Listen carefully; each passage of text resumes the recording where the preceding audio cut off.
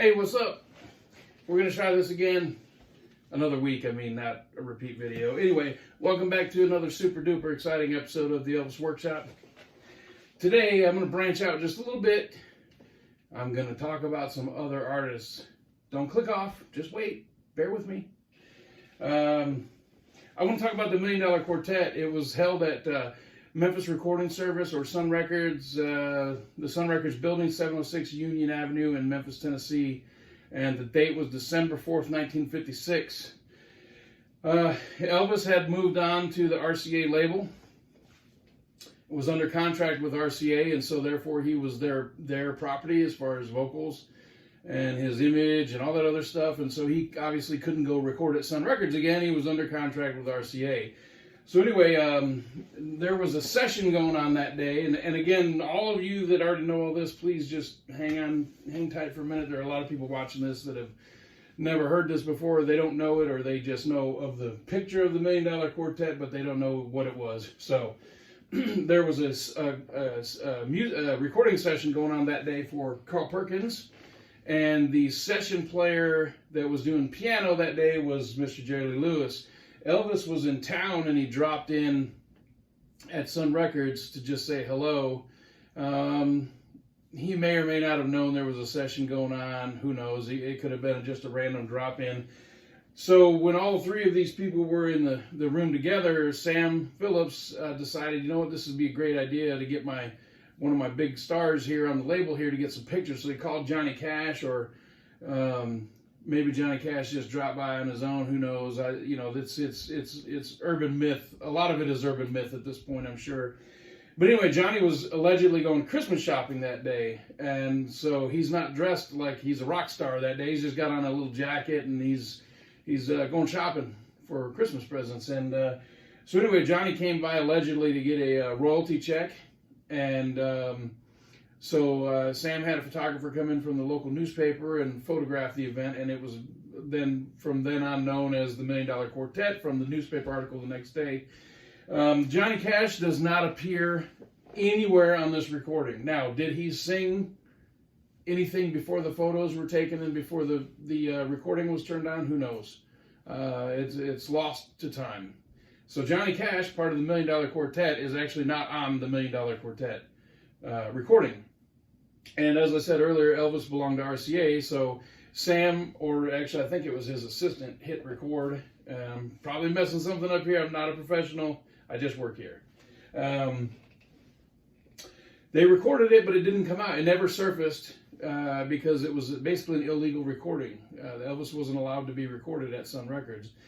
So decades go by, Elvis passes away, and it was in the mid-'80s, and the recording surfaced, and there was a legal battle, legal war, but they decided, you know what, this is best for everybody, so they settled it for whatever cash needed to exchange hands, and it was released.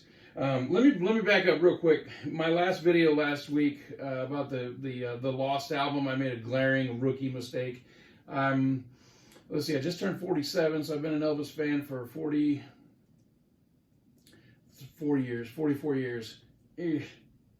I made a bad mistake. So in the last video, I said that this album came out in lieu of what would have been the Lost album. Any Elvis fan out there knows it's actually this album. Not Volume 4, Volume 3. Gold Records Volume 3. My bad. Terrible mistake. Nobody called me out on it either. Well, one person did. Anyway, so Elvis was in Las Vegas, here where I'm at now, and he saw a show that had Jackie Wilson in it, and his group. It was a group. He wasn't a solo artist at the time. And Jackie Wilson, Elvis is sitting in the crowd, and Jackie Wilson sings "Don't Be Cruel." And Elvis basically was watching somebody impersonate him for probably the first time. And he talks about it during the session, and they kind of sing a little bit of "Don't Be Cruel." It's pretty cool. The piano, Jerry Lee on piano, it's pretty cool. So this session was pretty important in rock and roll history. It brought all these big stars together, and it showed kind of like a mega group, the first real mega group, even though it really wasn't. It was basically Elvis and Jerry Lee exchanging gospel songs. That's what it came down to. But these are the 4 members. They were original Sun artists. And over there you can see hanging on the wall, those are all original Sun 45s. That's All Right Mama, I Walk the Line, Great Balls of Fire, and Blue Suede Shoes by Carl Perkins. And those are originals. And I made that myself. Pretty easy to make, no big deal. So anyway, but I have a point other than just the Million Dollar Quartet. I wanted to turn you guys on to some other recordings here. So I've got a couple things to show, and then I want to get to these two, because this is really the point of the video. And for all the hardcore Elvis fans that just want to hear nothing but Elvis, I'm sorry. There's other influences. Elvis knew these guys, and they were all part of the story. So I want to try to cover them also. So anyway, let's go to Carl Perkins over here. There's a couple things here. He has a lot of albums out. You know, there's mostly greatest hits or compilations. But this is the Carl Perkins Sun Singles Collection. Pretty cool album. You can pick that up on eBay. This one, Carl Perkins Put Your Cat Clothes On. This is pretty cool. It's a color vinyl album. Now, Carl's most famously known for Blue Suede Shoes. And this is a color vinyl. So wouldn't you think that it would be blue, as in, you know, Blue Suede Shoes, and it's orange. It's orange. Anyway, so next is Jerry Lee, who has the blue, and the album is actually teal. Pretty cool looking too. This is a nice little series you can get, and they do have the Sun label. This is a nice little series that you can get. You can pick this up on eBay or Amazon. Jerry Lee, it's some of his hits from Sun. This is pretty cool. The very best of Jerry Lee. It's a gatefold album. Again, all his big Sun hits. These are mostly Sun records on there. I'm going to leave that one for a moment.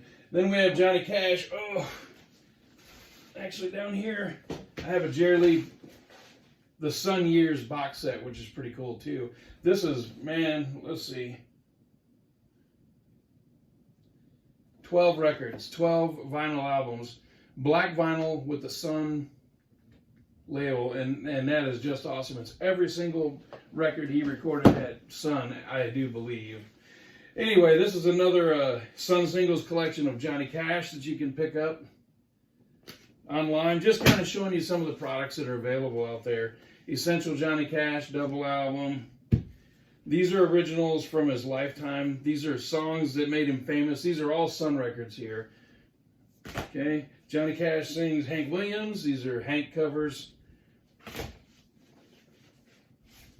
The Blue Train. These are all songs about trains. It just goes on and on, folks. Look, I didn't make these things. This is a cool cover. It looks like a retro throwback, but this is actually from that time. So when you see a new album that has the old throwback look, it's based on things like this, because this actually came out back then. It's pretty cool. I love that album. I bought that album just for the artwork, honestly. Then there's the Sun Story, Johnny Cash. I mean, there's just, Johnny Cash recorded so much, it just goes on and on and on. Original Sun songs by Johnny Cash. It goes on and on.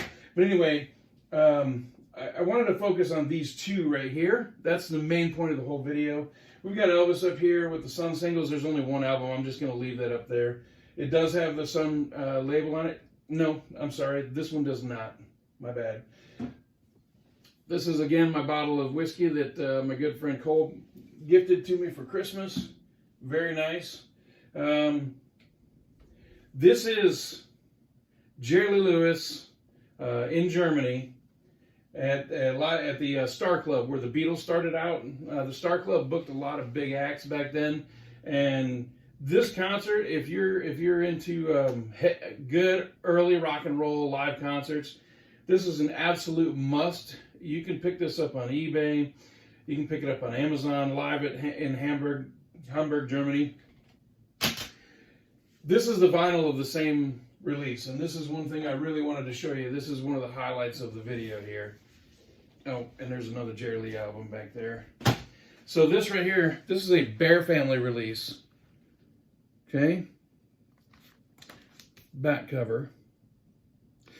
But this is pretty cool. I challenge anybody out there watching this to find an album that looks like the inside sleeve of this and show it to me, because I would love to see it. I'm not saying there's not one out there, but I would love to see it. So You got to step back here.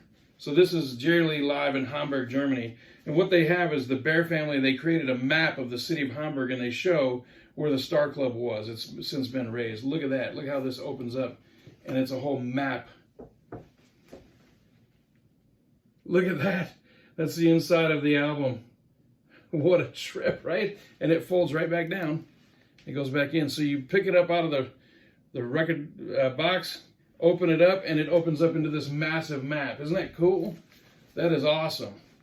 Get this if you can. It's not that expensive. And Jerry Lee tears up these songs. It's a fantastic concert. He comes out in an absolute rage and tears up that show. It is brilliantly done. It's a legendary show by Jerry Lee, one of the best I've ever heard from him, if not the best, probably the best. And then this one here, this one, me and this concert go way back. In 1982, Carl Perkins did a radio show live from the Silver Eagle. It was a bar. I think it was in Texas. Pretty sure it was in Texas. But anyway, let me show you the cover of it. Silver Eagle Radio presents Carl Perkins. So there are 11 songs on here, and 7 of them Elvis performed, covered, did live in concert, whatever. So anyway, 7 of the 11 are very familiar to you as an Elvis fan because Elvis did them. Carl was a huge fan of Elvis. The sound on this is one of the best I've ever heard for any kind of concert. And it's a small club, and the audience is right on top of him. And Carl absolutely shines on this show. It's brilliant. I just want to bring a little attention to Carl because he doesn't get a whole lot. But anyway, when Carl does the song, That's All Right, he says, ladies and gentlemen, the greatest rockabilly that ever came down the Sun Record pike was a boy by the name of Elvis. We owe it all to him. So to you, his fans, and to the memory of the greatest rockabilly of all time, we do it for you. And then he sings That's All Right, Mama. And it'll raise the hair up on your arms. It is so awesome. It is such a great show, and you can tell that Carl really had a love for Elvis, and the piano player Leroy, the guitar player Carl, and his son, the drummer. The sound is just absolutely phenomenal. This is a very hard CD to get. It's a little bit rare. It doesn't pop up that often. I've never seen it in the stores. I bought it probably 20 years ago, and I have actually 2 of these. I thought I lost it, so I bought another one. But I've only seen just the 2 that I have. And it's absolutely amazing. So I know you're an Elvis fan, but if you like rock and roll and you like Carl Perkins, get this. Up on the wall up there, I've got a Sun 45 of Dixie Fried with a signed 8x10 from Carl Perkins. And I want to tell a little quick story about Carl. And it's actually something that I did or didn't do rather, that I wish I would have done that actually turned me into who I am now. So there's a little city in Kentucky called Glasgow, Kentucky, right outside of Bowling Green, Kentucky. And I moved there for a few years, right at the end of my high school years. And excuse me. I went there and showed up, and literally the day I got there, I found out that the Kentucky Headhunters, it's a country group, Google them if you don't know who they are, they're awesome. The Kentucky Headhunters were doing a video for CMT, Country Music Television, in the town square in an old theater the day I arrived. I found this out, and it was in 1993. And so I met somebody that day from my school that I had registered with, and I was a senior in high school. And he said, yeah, come on, let's go. I'll take you up there. I'll show you where it's at. So we're walking up the sidewalk there in the town square, and the theater's right in front of me. And I look to my right, and I look down the alley, and I see a blue Taurus, I think it was, 4-door car, in the alley, parking. The door opens, and about 50 feet away from me is Carl Perkins. He got out. He was by himself. He was going to the artist entrance in the back of the theater. And I stood there, shocked. And I hit the guy next to me. His name was Kelly. And I hit him. I said, hey, Kelly, look right there. He said, what's that? And I said, who's that? And I said, you don't know who that is? He said, no. I said, that's Carl Perkins. And he said, who the hell is Carl Perkins? I said, man, what's wrong with you? I said, that dude wrote Blue Suede Shoes. He's an original Sun artist. And he went, wow, okay, that's cool. And I stood there in awe and did nothing. And then I went into the venue. I watched the whole recording of the video. It took hours and hours and hours. And it was for Dixie Fried by the Kentucky Headhunters. That was the video. And I never got to meet Carl. And then Carl played at Mud Island in Memphis, Tennessee, which ended up being his very last concert. And I couldn't make it to Memphis on that trip. And Carl passed away, and I never met him. I never saw him perform. But I saw him in that alley about 50 feet away, and man, that changed me for the rest of my life. I don't let a moment pass now. That can be a good thing or a bad thing, but that's just kind of why I am the way I am now. That story, that experience really affected me. I don't know how it would have changed my life. I'd probably be the same person I am now today, to be honest with you. But it would have been cool to go up to Carl and just shake his hand and say, thank you for the music, you know? And I was too afraid. I was scared. So no more. If Carl was here today, I'd go up and shake his hand and say, thank you for the music. But anyway, I know this is mostly an Elvis channel. I do other stuff too. I do openings of other music and, you know, box sets and all that kind of stuff. But Elvis was in the Million Dollar Quartet, obviously. And I wanted to show a little love to his co-stars from the Million Dollar Quartet. So I hope you enjoyed the video. And please like, subscribe, share. You know, you guys can comment if you want. I forgot something. Hang on one second. Don't forget. If you don't like this video, you ain't nothing but a hound dog.